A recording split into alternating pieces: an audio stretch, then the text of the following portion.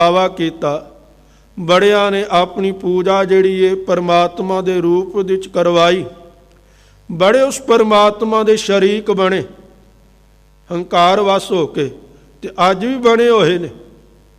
पर गुरबाणी आखदी है, कहणगे गुण एहो होर ना ही कोए, ना को हुआ ना को होए। सब तो वड्डा गुण की है, कहणगे उस वर्गा इस संसार के अंदर होर कोई है ही नहीं। पूजन वाले बड़े मिले जाणगे उस परमात्मा नूं, उस अकाल पुरख नूं। पूजन वाले, उसकी पूजा करन वाले कहणगे अनेकां ने, पर वो किसी की पूजा करे इहो जिहा कोई मिलेगा नहीं। गुण इहो होर ना ही कोई, कहणगे संसार दे अंदर उस वर्गा कोई होर है ही नहीं, ना को हुआ जिन्ना समा बतीत हो गया है, जो इतिहास बन गया है। कहणगे उस दे विच भी उस परमात्मा वर्गा कोई नहीं होया, उसका शरीक कोई नहीं होया, ना को होए। ते कहणगे आउण वाले समय दे विच भी उस वर्गा इस संसार दे अंदर कोई भी नहीं होगा, क्योंकि आप ही ने आप साजियो, आप ही ने रचियो नाओ। वो सहभंग है, उसनों किसी ने बनाया नहीं, उसने अपने आप नूं बनाया है, अपने आप की रचना उसने आप की है। आप ही ने आप साजियो, आप ही ने रचियो नाओ, दोए कुदरत साजिया कर आसन डिठो चाओ। उस वर्गा इस संसार के अंदर होर कोई नहीं। धन श्री गुरु अर्जन देव महाराज के बचन तिलंग राग के अंदर असी मुख वाक के रूप दे कई बार पढ़े, कई बार सुने। साहिबां ने स्पष्ट लफ्ज़ां दे विच गल मुका दी, कहणगे तुद बिन दूजा ना ही कोई। असी बड़े आसरे लभने इस संसार के अंदर, जदों साडे ते कोई पीड़ा आ जाती है ना, कोई दुख कोई तकलीफ आ जाती है, तो असी उस परमात्मा नूं छड्ड के पता नहीं किन्ने कुछ दे शरीक लभ लैने। इस साडी अज्ञानता दे कारण असी उस परमात्मा दे पता नहीं किन्ने कुछ शरीक बनाए हुए ने, ਜਿਹੜੇ ਇਹ दावे करते हैं कि ਜਿਹੜਾ ਕੰਮ ਤੁਹਾਡਾ, ਜਿਹੜਾ ਕਾਰਜ ਉਸ परमात्मा तो उस अकाल पुरख तो नहीं सरिया, असी सार देवांगे, असी पूरा कर देवांगे। असी उन्हां वल दौड़दे, असी उन्हां दे दरां दीयां हाज़रियां भरदे हैं, जाके मत्थे रगड़दे हैं, जाके बेनतियां करदे हैं, पर सानू ये समझ नहीं अज तक आई कि तुद बिन दूजा ना ही कोई। कहणगे जिथे तू राजी नहीं, जिहड़े काम नूं करन दे लई तू राजी नहीं, उसनूं होर किवें कोई करवा सकदा है? क्योंकि जिहड़ा कमज़ोर है, जिहड़ा छोटा है, वो वड्डे नूं मजबूर नहीं कर सकदा, वो ताकतवर नूं मजबूर नहीं कर सकदा। ते साडे जीवन की सब तो वड्डी काट यही है कि असीं हर रोज़ पढ़ते हैं कि तुद बिन दूजा ना ही कोई, तू करतार करै सो होए, कि करनहार तू है। पर असी फिर भी उसके शरीक लभे हुए ने, ताइयों बिठाए हुए ने। ये जिन्नियां भी गद्दियां लगियां ने ना, ये कुछ समय दे विच उठ जाण जे असी उन्हां गद्दियां ते जाके सीस ना चुकाईए। क्योंकि एक दुकानदार जिहड़ा है अपनी दुकान अपनी मर्जी दे नाल खोलदा है, पर वो दुकान किन्नी लंबेरी चलेगी वो डिसाइड नहीं करता। डिसाइड असी करते हैं जिहड़े उसकी दुकान तो सौदा लेने। जे उसनूं ग्राहक मिलेगा तां उसकी दुकान लंबेरी चलेगी, लंबे समय तक उस जगह ते रहेगी। पुश्तैनी दुकान ताइयों बनेगी जे उसनूं ग्राहक मिलता रहेगा, तो जे ग्राहक नहीं मिलेगा दुकान कुछ दिनों च बंद हो जाए, कुछ महीनों कुछ सालों च बंद हो जाए। तो जे अज उस परमात्मा के शरीक जिहड़े असी बनाए ने, जे उन्हां दीयां गद्दियां पुश्तैनियां लगियां ने, तो उसदे जिम्मेवार असीं आ, किसी नूं दोष नहीं दे सकते। ਉਹ ਸਾਡੀ ਅਗਿਆਨਤਾ ਦੇ ਕਾਰਨ।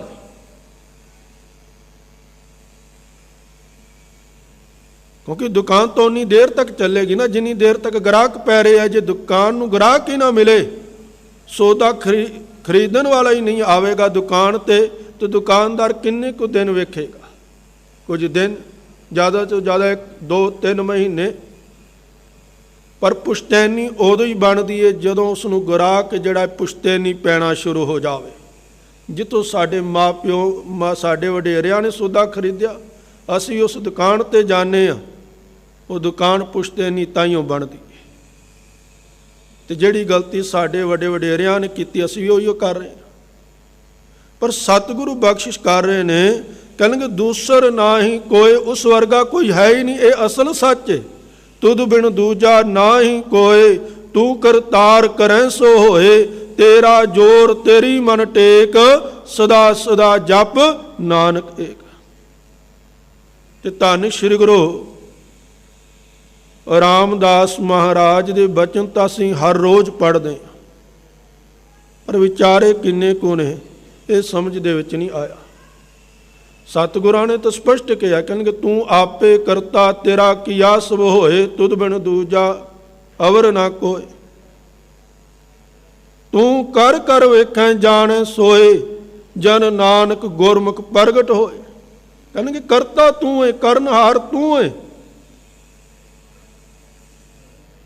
ਕਰਨਹਾਰ ਹੋਰ ਕੋਈ ਨਹੀਂ ਹੈ। ਅਸੀਂ ਪਤਾ ਨਹੀਂ ਕਿੰਨੇ ਕੁ ਬਣਾ ਦਿੱਤੇ ਨੇ ਕਿ ਇੱਥੋਂ ਨਹੀਂ ਸਰਿਆ ਅੱਗੇ ਚਲੋ, ਅੱਗੇ ਨਹੀਂ ਸਰਿਆ ਦੂਜੇ ਤੋਂ ਚਲੋ ਇਹ ਕਰੇਗਾ। ਪਰ ਇਹ ਭੁੱਲ ਗਏ ਹਾਂ ਕਿ ਤੂੰ ਆਪੇ ਕਰਤਾ ਤੇਰਾ ਕੀਆ ਸਭ ਹੋਏ। ਕਹਿੰਦੇ ਸਾਰੇ ਸੰਸਾਰ ਦੇ ਅੰਦਰ ਕੇਵਲ ਉਹੀ ਹੁੰਦਾ ਹੈ ਜੋ ਤੂੰ ਕਰਦਾ ਹੈ। ਤੇਰੇ ਤੋਂ ਬਿਨਾਂ ਮੁਹਤਾਜੀ ਚਾਹੇ ਅਸੀਂ ਬੜਿਆਂ ਦੀ ਤੱਕੀ ਹੈ, ਪਰ ਸੱਚ ਜਾਣਨਾ ਉਸ ਵਰਗਾ ਕੋਈ ਹੈ ਹੀ ਨਹੀਂ। ਦਾਅਵੇ ਬੜਿਆਂ ਨੇ ਕੀਤੇ ਨੇ। ਹਰਨਾਕਸ਼ ਨੇ ਵੀ ਦਾਅਵਾ ਕੀਤਾ, ਆਪਣੀ ਪੂਜਾ ਕਰਾਈ। ਜਿੱਥੇ ਪ੍ਰਹਲਾਦ ਜਲੇ ਹਰੀ ਥਲੇ ਹਰੀ ਕਹਿੰਦਾ ਸੀ, ਉੱਥੇ ਉਸ ਨੂੰ ਮਜਬੂਰ ਕੀਤਾ ਗਿਆ ਕਿ ਜਲੇ ਹਰਨਾਕਸ਼ ਥਲੇ ਹਰਨਾਕਸ਼ ਕਹਿਣ ਦੇ ਲਈ। ਆਪਣੇ ਰਾਜ ਦੇ ਵਿੱਚ ਆਪਣੇ ਨਾਂ ਦੇ ਮੰਦਿਰ ਤੱਕ ਬਣਵਾਏ, ਆਪਣੀ ਪੂਜਾ ਤੱਕ ਕਰਵਾਈ। ਪਰ ਕੀ ਅੱਜ ਉਹ ਹੈ? ਇਹੋ ਜਿਹਾ ਕਿਹੜਾ ਹੈ ਕਿ ਜਿਹੜਾ ਆਦ ਸੱਚ ਜੁਗਾਦ ਸੱਚ ਹੈ, ਭੀ ਸੱਚ ਨਾਨਕ ਹੋਸੀ ਵੀ ਸੱਚ। ਜਿਹੜਾ ਇਸ ਪੈਮਾਨੇ ਤੇ ਖਰਾ ਉਤਰ ਜਾਵੇ, ਉਹ ਸ਼ਰੀਕ ਬਣ ਜਾਵੇ।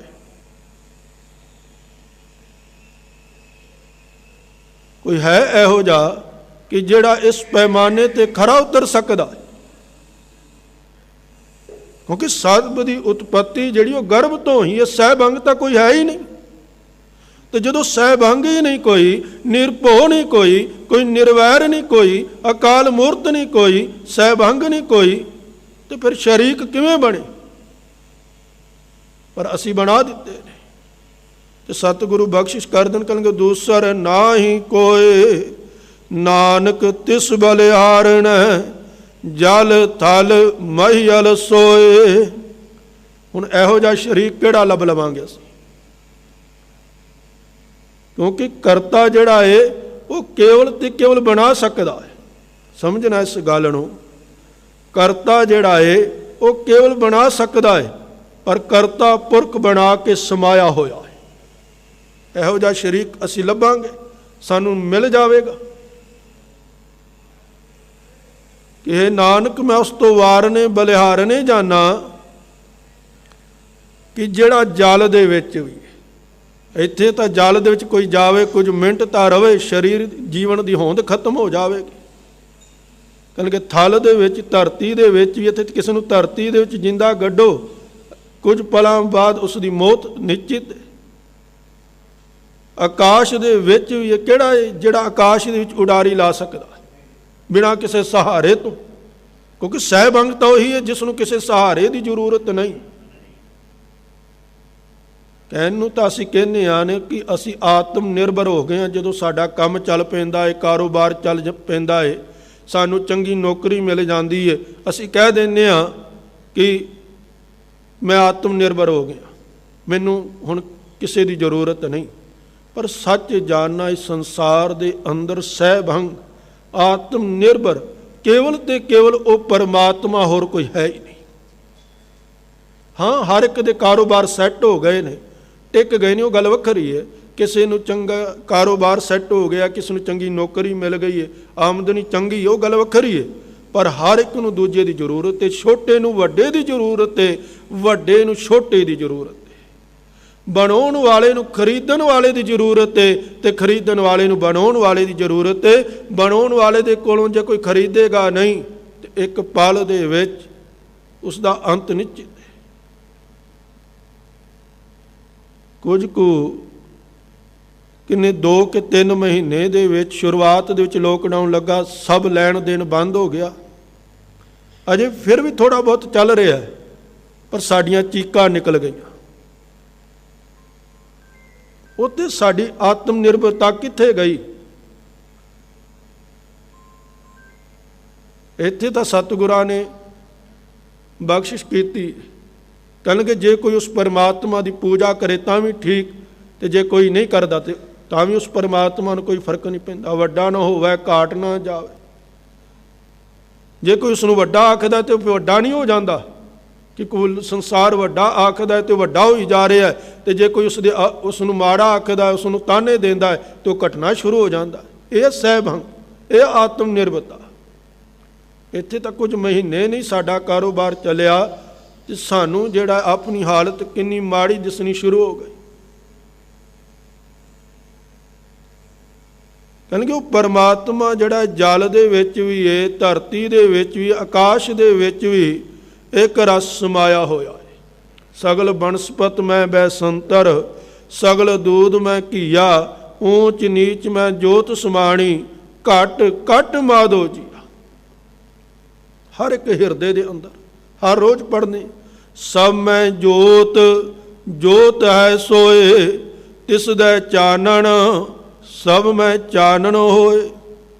ਤੂੰ ਪ੍ਰਭ ਦਾਤਾ ਦਾਨ ਮਤ ਪੂਰਾ, ਹਮ ਥਾਰੇ ਭੇਖਾਰੀ ਜੀਓ। ਮੈਂ ਕਿਆ ਮੰਗੋ ਕਿਛ ਥਿਰ ਨਾ ਰਾਈ, ਹਰ ਦੀਜੈ ਨਾਮ ਪਿਆਰੀ ਜੀਓ। ਘਟ ਘਟ ਰਵ ਰਿਹਾ ਬਨਵਾਰੀ, ਜਲ ਥਲ ਮਹੀਲ ਗੁਪਤੋਂ ਵਰਤੈ, ਗੁਰ ਸ਼ਬਦੀ ਦੇਖ ਨਿਹਾਰੀ ਜੀਓ। ਕਹਿੰਦੇ ਘਟ ਘਟ ਦੇ ਵਿੱਚ ਰਮਿਆ ਹੋਇਆ, ਕਿਉਂਕਿ ਸੰਸਾਰ ਜਿੰਦਾ ਹੀ ਤਾਈਓ ਹੀ ਹੈ, ਨਿਰਜੀਵ ਵੀ ਤਾਈਓ ਹੀ ਹੈ। ਬਸੰਤ ਪਤਝੜ ਦੇ ਵਿੱਚ ਤੇ ਪਤਝੜ ਬਸੰਤ ਦੇ ਵਿੱਚ ਬਦਲਦੀ ਤਾਈਓ ਹੀ ਹੈ। ਜੋ ਪਰਮਾਤਮਾ ਇੱਕ ਰਸ ਸਮਾਇਆ ਹੋਇਆ ਹੈ, ਜਿਸ ਦਿਨ ਉਹ ਪਰਮਾਤਮਾ ਨੇ ਇਸ ਸੰਸਾਰ 'ਚ ਆਪਣੀ ਜੋਤ ਚੁੱਕ ਲਈ, ਉਸੇ ਦਿਨ ਇਸ ਸੰਸਾਰ ਦਾ ਅੰਤ ਹੋ ਜਾਣਾ। ਅਸੀਂ ਅੰਤ ਕਿਸ ਨੂੰ ਆਖਦੇ ਹਾਂ? ਕਿ ਜਦੋਂ ਮਨੁੱਖ ਜਿਹੜਾ ਇਸ ਸੰਸਾਰ ਤੋਂ ਪੂਰੀ ਤਰ੍ਹਾਂ ਮਨੁੱਖ ਦੀ ਜਿੰਨੇ ਵੀ ਜੀਵ ਜੰਤੂ ਨੇ ਉਸ ਦੀ ਹਸਤੀ ਖਤਮ ਹੋ ਜਾਵੇ, ਸੰਸਾਰ ਦਾ ਅੰਤ ਹੋ ਜਾਂਦਾ। ਅਸੀਂ ਇਹੀ ਮੰਨਦੇ ਹਾਂ, ਪਰ ਨਹੀਂ, ਉਹ ਅੰਤ ਨਹੀਂ ਹੈ। ਉਸ ਪਰਮਾਤਮਾ ਦੀ ਇੱਕ ਖੇਡ ਹੈ, ਅੰਤ ਨਹੀਂ ਹੈ। ਉਸ ਤੋਂ ਬਾਅਦ ਸ਼ੁਰੂਆਤ ਹੁੰਦੀ ਹੈ, ਇੱਕ ਨਵਾਂ ਸਬੱਬ ਬਣਦਾ ਹੈ, ਨਵੇਂ ਜੀਵ ਪੈਦਾ ਹੁੰਦੇ। ਕਿਉਂਕਿ ਸੰਸਾਰ ਦੇ ਅੰਦਰ ਚਾਹੇ ਧਰਤੀ ਹੈ, ਚਾਹੇ ਆਕਾਸ਼ ਹੈ, ਚਾਹੇ ਪਾਣੀ ਹੈ, ਚਾਹੇ ਹਵਾ ਹੈ, ਇਹ ਨਿਰਜੀਵ ਹੀ ਤਾਈਓ ਹੀ ਹੈ ਜੇ ਉਸ ਪਰਮਾਤਮਾ ਦੀ ਜੋਤ ਹੈ। ਤੇ ਜੇ ਉਸ ਦੀ ਜੋਤ, ਉਸ ਦਾ ਅੰਸ਼ ਨਾ ਹੋਵੇ, ਤੇ ਕਿਵੇਂ ਜਿਹੜੇ ਨੇ ਚੱਲ ਸਕਦੇ ਨੇ? ਹਵਾ ਕਿਵੇਂ ਚੱਲ ਸਕਦੀ ਹੈ? ਧਰਤੀ ਦੇ ਅੰਦਰ ਅਸੀਂ ਬੀਜ ਬੀਜਦੇ ਹਾਂ ਤੇ ਉਸ ਦੇ ਵਿੱਚੋਂ ਪੌਦਾ ਪੈਦਾ ਹੁੰਦਾ ਹੈ। ਇਹ ਤਾਈਓ ਜੋ ਪਰਮਾਤਮਾ ਦੀ ਜੋਤ ਹੈ। ਤੇ ਜੇ ਉਸ ਦੀ ਜੋਤ ਨਾ ਹੋਵੇ ਤੇ ਧਰਤੀ ਦੇ ਵਿੱਚ ਬੀਜਿਆ ਹੋਇਆ ਬੀਜ ਵੀ ਜਿਹੜਾ ਪ੍ਰਫੁੱਲਿਤ ਨਹੀਂ ਹੋ ਸਕਦਾ। ਪੂਰਨ ਤੌਰ ਤੇ ਜਿੰਨੀ ਵੀ ਗਤੀਵਿਧੀ ਹੋ ਰਹੀ ਹੈ, ਚਾਹੇ ਆਕਾਸ਼ ਦੇ ਵਿੱਚ ਹੋ ਰਹੀ ਹੈ, ਚਾਹੇ ਸੂਰਜ ਦਾ ਉਗਣਾ, ਦਿਨ ਦਾ ਚੜ੍ਹਨਾ, ਰਾਤ ਦਾ ਆਉਣਾ, ਕਿਸੇ ਪ੍ਰਕਾਰ ਕੁਝ ਵੀ ਵਾਪਰ ਰਿਹਾ ਹੈ, ਉਹ ਤਾਈਓ ਹੀ ਹੈ ਜੋ ਪਰਮਾਤਮਾ ਦੀ ਜੋਤ ਹੈ। ਉਹ ਪਰਮਾਤਮਾ ਇੱਕ ਰਸ ਸਮਾਇਆ ਹੋਇਆ ਹੈ, ਕਿਉਂਕਿ ਜਿਸ ਦੇ ਵਿੱਚ ਜੋਤ ਨਾ ਰਵੇ ਉਹ ਜਿੰਦਾ ਨਹੀਂ ਰਹਿੰਦਾ, ਉਹ ਮਰ ਜਾਂਦਾ ਹੈ। ਇਹ ਆਪ ਸਾਰੇ ਜਾਣਦੇ ਹੋ। ਹਵਾ ਚੱਲ ਰਹੀ ਹੈ ਕਿਉਂਕਿ ਪਰਮਾਤਮਾ ਦੀ ਜੋਤ ਹੈ। ਸੂਰਜ ਨਿਕਲਦਾ ਜੋਤ ਹੈ, ਦਿਨ ਚੜ੍ਹਦਾ ਜੋਤ ਹੈ, ਰਾਤ ਆਉਂਦੀ ਹੈ ਜੋਤ ਹੈ। ਜਿੱਥੇ ਜੋਤ ਨਹੀਂ ਉੱਥੇ ਅੰਤ ਹੈ। ਨਾਨਕ ਤਿਸ ਬਲਿਹਾਰਣ